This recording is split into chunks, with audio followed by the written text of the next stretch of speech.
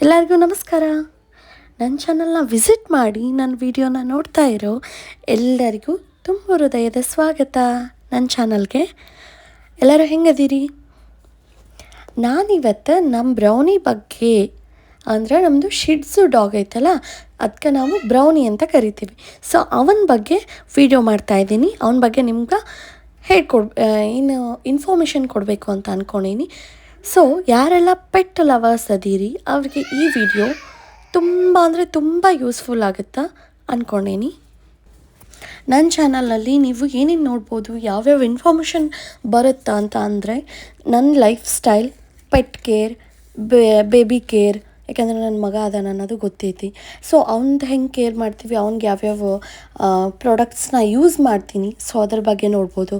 ಮತ್ತು beauty and hair care, ಮನೆ ಮದ್ದು ಅಂದ್ರೆ ಫೇಸಿಗೆ ಯಾವ ಥರ ಮನೆಯಲ್ಲೇ ನಾವು ಒಂದು ಸ್ಕ್ರಬ್ ಥರ ಯೂಸ್ ಮಾಡ್ಬೋದು, ಫೇಸ್ ಪ್ಯಾಕ್, ಸೊ ಇವೆಲ್ಲನೂ ನೋಡ್ಬೋದು.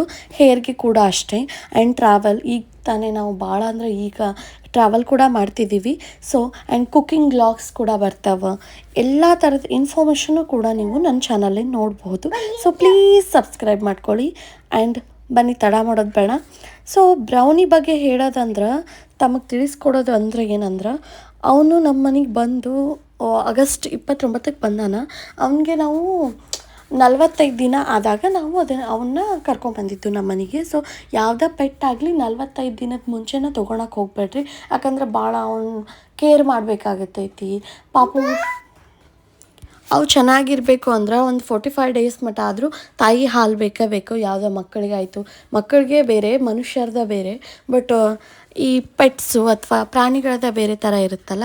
ಸೊ ಆ ತಾಯಿ ಹಾಲು ಕುಡಿಯೋ ಮಟ್ಟ ಆದರೂ ಅವು ಸ್ಟ್ರೆಂತಿಂದ ಇರಬೇಕಂದ್ರೆ 45 ಡೇಸ್ ಆದರೂ ಬೇಕೇ ಬೇಕು ಅಂತಾರೆ. ಸೊ 45 ಡೇಸ್ ಆದಮೇಲೆ ನಾವು ಕರ್ಕೊಂಡು ಬಂದ್ವಿ. ವ್ಯಾಕ್ಸಿನೇಷನ್ ಕೂಡ ಆಗಿತ್ತು. 30 ಡೇಸ್ಗೆನ ಹುಟ್ಟಿದ ತಕ್ಷಣ ಕೊಡ್ತೇನೆ ಅಂದಿದ್ರು. ಅದರದ್ದು ಬುಕ್ಕು ಕೂಡ ಕೊಟ್ಟಾರ ನಮಗೆ. ಸೊ ಅದನ್ನು ಮುಗಿಸ್ಕೊಂಡು ಆಮೇಲೆ 2 ಮಂತ್ಸ್ 3 ಮಂತ್ಸ್ ವ್ಯಾಕ್ಸಿನೇಷನ್ ಬಗ್ಗೆನೂ ಹೇಳ್ಕೊಡ್ತೀನಿ, ಯಾವ ಥರ ಮಾಡಿಸಿದ್ವಿ, ಅವ್ನ ಫುಡ್ಡು ಮತ್ತು ಹೇರ್ ಕೇರು, ಶಾಂಪು ಯಾವುದನ್ನು ಯೂಸ್ ಮಾಡ್ತೀವಿ, ಅವ್ನಿಗೆ ಯಾವಾಗ ಮನೆ ಊಟ ಕೊಟ್ವಿ, ಸೊ ಇದನ್ನೆಲ್ಲ ನಾನು ಇದರೊಳಗೆ ಹೇಳ್ತೀನಿ. ಸೊ ಅವ್ನಿಗೆ 45 ಡೇಸ್ ಆದಮೇಲೆ ನಾವು ಕರ್ಕೊಂಬಂದಿದ್ದು. ಆ್ಯಂಡ್ ಅವ್ನಿಗೆ ವ್ಯಾಕ್ಸಿನೇಷನ್ ಕೂಡ ಆಗಿತ್ತು. ಸೆಕೆಂಡ್ ವ್ಯಾಕ್ಸಿನೇಷನ್ ಬಂದು 2 ಮಂತ್ಸಿಗೆ, ಥರ್ಡ್ ವ್ಯಾಕ್ಸಿನೇಷನ್ ಬಂದು 3 ಮಂತ್ಸಿಗಿತ್ತು. ಸೊ 1 ಇಯರ್ ಒಳಗೆ ನಾವು 2 ವ್ಯಾಕ್ಸಿನೇಷನ್ ಅಷ್ಟೇ ನಾವು ಕೊಡೋದಿತ್ತು. ಸೊ 2 ವ್ಯಾಕ್ಸಿನೇಷನ್ ಅಂದರೆ ಸೆಕೆಂಡ್ ಮಂತು 2 ಇತ್ತು, ಥರ್ಡ್ ಮಂತು 2 ಇತ್ತು. ಸೊ ಅವು ವ್ಯಾಕ್ಸಿನೇಷನ್ ಹಾಕಿದ್ರು. ಆ್ಯಂಡ್ ಅದು ನಾವು ಪ್ರೈವೇಟ್ ಹಾಸ್ಪಿಟ್ಲ್ ಒಳಗೆ ಅವನಿಗೆ ತೋರಿಸಿದ್ವಿ. ಸೊ ಅವ್ರು ವ್ಯಾಕ್ಸಿನೇಷನ್ ಹಾಕಿದ್ರು. 1 ಟೈಮು 2000ನ ತೊಗೊಂಡ್ರು. ಥರ್ಡ್ ಟೈಮ್ ಕೂಡ 2500 ಇನ್ನು 3000 ಸನೇಕ್ ಬಂತು. ಸೊ ಅವ್ನದು ಮತ್ತು ಹೇರ್ ಕೇರ್ ಬಂದರೆ ಅವನಿಗೆ ನಾವು ಶಾಂಪೂ ಒಂದು ಯೂಸ್ ಮಾಡ್ತೀವಿ. ಆ್ಯಂಡ್ ಅವನದೇ ಬೇರೆ ಶಾಂಪೂ ಇರುತ್ತೆ. ಸೊ ಅದನ್ನು ನೀವು ತೊಗೋಬೇಕಾಗ್ತೈತಿ. ಆ್ಯಂಡ್ ಕೋಂಬು ಮುಖಕ್ಕೆ ಬೇರೆ, ಬಾಡಿಗೆ ಬೇರೆ ಇರುತ್ತೆ. ಆ್ಯಂಡ್ ಫುಡ್ ಬಂದು ನಾವು ರಾಯಲ್ ಕೆನೆನ್ ಹಾಕ್ತೀವಿ ಪಪ್ಪೀಸ್ದು.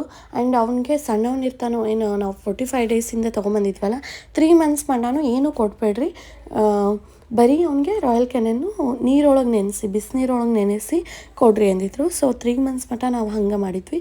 3 ಮಂತ್ಸ್ ಆದಮೇಲೆ ಒಂದೊಂದು ಬಾಳೆಹಣ್ಣು ಮತ್ತು ಅವನಿಗೆ ಯಾವುದು ಜೀರ್ಣ ಆಗ್ತೈತಿ ಬೇಗ ಅಂತಾರಲ್ಲ ಅವ್ನು ಕೊಟ್ಟೆ. ನೆಕ್ಸ್ಟ್ ಒಂದು ಅವ್ರು ಸಿರಫ್ ಕೂಡ ಕೊಟ್ಟಿರ್ತಾರೆ, ಬೆಳಿಗ್ಗೆ 1, ಸಾಯಂಕಾಲ 1 ಅಂತ. ಸೊ ಬೆಳಿಗ್ಗೆ 1, ಸಾಯಂಕಾಲ 2. ಸಾಯಂಕಾಲ ಬೆಳಿಗ್ಗೆ ಹಾಕಿರ್ತೇವಲ್ಲ, ಅದೇ ಇನ್ನೊಂದನ್ನು ಸಾಯಂಕಾಲ ರಾತ್ರಿ ಕೊಡಬೇಕಾಗುತ್ತೆ. ಸೊ ಸಿರಫ್ ಕೂಡ ಆಗಿರುತ್ತೆ, ಯಾಕಂದ್ರೆ ಸಣ್ಣದಿರುತ್ತಲ್ಲ, ಭಾಳ ಸೂಕ್ಷ್ಮ ಅಂದರೆ ಸೂಕ್ಷ್ಮ ಜೀವಿಗಳಿವು ಈ ಶಿಡ್ಸು ಡಾಗ್ಸು. ಸೊ ಅದನ್ನು ಕೊಟ್ವಿ. ಸೊ ನೆಕ್ಸ್ಟ್ ಬಂದು ಅವನಿಗೆ ನೇಲ್ ಕಟ್ ಮಾಡೋದು, ಆ ಟ್ರಿಮ್ಮರ್ ಥರ ಅದೊಂದು ಇತ್ತು. ಆ್ಯಂಡ್ ಕೋಂಬ್ ಆಯಿತು, ಆ್ಯಂಡ್ ಶಾಂಪು ಬೇರೆ ಆಯಿತು.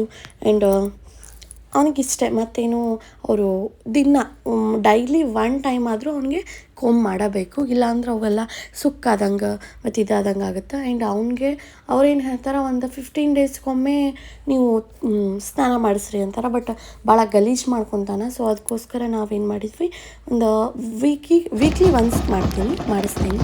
ನೆಕ್ಸ್ಟ್ ಬಂದು ಸೊ ಇಷ್ಟು ಇನ್ಫಾರ್ಮೇಷನ್ ಸಾಕು ಅನ್ಕೊತೀನಿ. ನಿಮ್ಗೇನಾದರೂ ಇನ್ನೂ ಬೇಕು ಅಂದರೆ ಪ್ಲೀಸ್ ಕಮೆಂಟ್ ಮಾಡಿ. ಆ್ಯಂಡ್ ಅವನ ಬಗ್ಗೆ ಇನ್ನೂ ಕೂಡ ಅವನಿಗೆ ಯಾವ ಥರ ನಾವು ಸ್ನಾನ ಮಾಡಿಸ್ತೀವಿ ಅನ್ನೋದನ್ನು ಕೂಡ ನಾನು ನಿಮ್ಗೆ ಮುಂದಿನ ವೀಡಿಯೋದೊಳಗೆ ಹೇಳ್ತೀನಿ.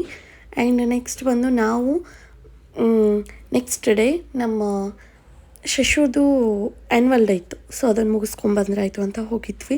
ಸೊ ಅವನಿಗೆ ಪ್ರೈಸಸ್ ಕೂಡ ವಿಭಾಗದಲ್ಲಿ ಪ್ರಥಮ ಸ್ಥಾನ ಪಡೆದ ಈ ವಿದ್ಯಾರ್ಥಿಗೂ ಕೂಡ 7,000 ರೂಪಾಯಿ ನಗದು ಬಹುಮಾನವನ್ನು ಕೊಡಲಾಗುವುದು. ಈ ಬಹುಮಾನವನ್ನು ನಮ್ಮ ಸಂಸ್ಥೆಯ ಅಧ್ಯಕ್ಷರಾದಂತ ಮೃಣಾಲಿನಿ ಎಂ ಪಟೇಲ್ ಮೇಡಮ್ ಅವರು ಕೊಡಬೇಕಾಗಿ ವಿನಂತಿ. ಅದೇ ರೀತಿ ಮಲ್ಲಿಕಾರ್ಜುನ್ ಎನ್ ಭೂಷಣ್ ಅವರು ಗುಂಪಿದೆ. ಈ ಗುಂಪಿಗೆ, ಈ ಶಾಲೆಗೆ, ಶಾಲೆಯಲ್ಲಿ ಕಲಿಯುತ್ತಿರುವ ಮಕ್ಕಳಿಗೆ, ಕಲಿಸುತ್ತಿರುವ ಶಿಕ್ಷಕರಿಗೆ, ಈ ಶಾಲೆಯನ್ನು ಕಟ್ಟಿದ ಎಲ್ಲ ಹಿರಿಯರಿಗೆ ಶ್ರದ್ಧೆಯಿಂದ ಗೌರವದ ನಮಸ್ಕಾರಗಳನ್ನು ಸಮರ್ಪಣೆ ಮಾಡಿ ನನ್ನ ಭಾಷಣವನ್ನು ಪ್ರಾರಂಭ ಮಾಡ್ತೇನೆ. ರಾಷ್ಟ್ರ ಮಟ್ಟದ ಅಡ್ಡಪಟ್ಟ ಪಂದ್ಯಾವಳಿ ತೃತೀಯ ಸ್ಥಾನ ಹಾಗೂ ಖೋ ವಿಭಾಗದಲ್ಲಿ ಪ್ರಥಮ ಸ್ಥಾನ ಪಡೆದ ಈ ವಿದ್ಯಾರ್ಥಿಗೂ ಕೂಡ 7,000 ರೂಪಾಯಿ ನಗದು ಬಹುಮಾನವನ್ನು ಕೊಡಲಾಗುವುದು. ಈ ಬಹುಮಾನವನ್ನು ನಮ್ಮ ಸಂಸ್ಥೆಯ ಅಧ್ಯಕ್ಷರಾದಂತ ಮೃಣಾಲಿನಿ ಎಂ ಪಟೇಲ್ ಮೇಡಮ್ ಅವರು ಕೊಡಬೇಕಾಗಿ ವಿನಂತಿ. ಅದೇ ರೀತಿ ಮಲ್ಲಿಕಾರ್ಜುನ್ ಎನ್ ಭೂಷಣ್ ಅವರು ಖೋ ನ್ಯಾಷನಲ್ಲು ಮತ್ತು ಖೋ ಅಯೋಧ್ಯಕ್ಕೆ ಕೂಡ ಹೋಗಿದ್ದ, ಅಯೋಧ್ಯ ಮಠ. ಸೊ ಅಲ್ಲಿತ್ತ ಒಂದು ಖೋ ಇಂಟರ್ನ್ಯಾಷನಲ್ಲು ಆ್ಯಂಡ್ ಅಟ್ಟ್ಯಾಪಟ್ಯ 3rd ಪ್ಲೇಸ್ ಬಂತು ನ್ಯಾಷನಲ್ಲು. ಸೊ ಅದರದ್ದು ಇತ್ತು. ಸೊ ಅದನ್ನು ಅಟೆಂಡ್ ಮಾಡ್ಕೊಂಡು ಬಂದ್ವಿ. ಹಂಗೆ ನಮ್ಮ ಗುಂಡುಗ ಅವತ್ತು ಜ್ವರ ಕೂಡ ಬಂದಿದ್ವು, ಭಾಳ ಅಂದ್ರೆ ಭಾಳ ಒಂಥರ ಇದು ಆದಂಗೆ ಆಗಿತ್ತು. ಸೊ ಮತ್ತೆ ಬಂದು ಹಾಸ್ಪಿಟ್ಲಿಗೆ ಹೋಗಿ ಅವನ್ನೆಲ್ಲ ಅಲ್ಲೇ ಮುಗಿಸ್ಕೊಂಡು ಹಿಂಗೆ ಗೋಕಾಕಿಂದ ಸೀದಾ ನಾವು ಹುಬ್ಬಳ್ಳಿಗೆ ಬಂದು ಹುಬ್ಬಳ್ಳಿ ಒಳಗೆ ಸ್ಪರ್ಶ ದವಾಖಾನೆಗೆ ಹೋಗಿ ಅಲ್ಲಿ ಅವನದು ಹಾಸ್ಪಿಟ್ಲ್ ತೋರಿಸ್ಕೊಂಡು ನೆಕ್ಸ್ಟ್ ಅವರು ಒಂದು ಸ್ವಲ್ಪ ಅಡ್ಮಿಟ್ ಮಾಡಬೇಕು ಹಂಗೆ ಹಿಂಗೆ ಅಂದರು. ಬಟ್ ನನಗೆ ಯಾಕೋ ಅಷ್ಟೊಂದು ಇದು ಅನ್ನಿಸ್ಲಿಲ್ಲ. ಅವ್ನು ಭಾಳ ಕ್ರ್ಯಾಂಕಿ ಅದೆಲ್ಲ ಪ್ಲೇಸ್ ಎಲ್ಲ ನೋಡಿ ಫಸ್ಟ್ ಟೈಮೆಲ್ಲ ಒಂಥರ ಮಾಡ್ಕೊಂಡ. ಸೊ ನಾವೇನಂದ್ವಿ ಇಲ್ಲೇ ಇರ್ತೀವಿ, ಹಾಗೇನಾದರೂ ಇದ್ದರೆ ಬರ್ತೀವಿ ಅಂದ್ವಿ. ಥ್ಯಾಂಕ್ ಗಾಡ್ ಏನು ಅಷ್ಟೊಂದು ಪ್ರಾಬ್ಲಮ್ ಆಗಲಿಲ್ಲ. ಸೊ ಅವ್ನಿಗೆ ಆರಾಮಾಯಿತು. ಸೊ ನಿಮಗೇನಾದರೂ ಈ ಇನ್ಫಾರ್ಮೇಷನ್ ಮತ್ತು ವಿಡಿಯೋ ಇಷ್ಟ ಆಗಿದ್ರೆ ಪ್ಲೀಸ್ ಲೈಕ್, ಶೇರ್ ಆ್ಯಂಡ್ ಏನು ಅನ್ನಿಸ್ತು ಅನ್ನೋದನ್ನು ಕಮೆಂಟ್ ಮಾಡಿ. ಯಾವುದು ಎಲ್ಲೈತಿ ಅದನ್ನು ಟೈಗರು ವೆರಿ ಗುಡ್ ಕ್ಲಾಪ್ಸ್ ಹೊಡಿ ಅಪ್ಪಾಜಿ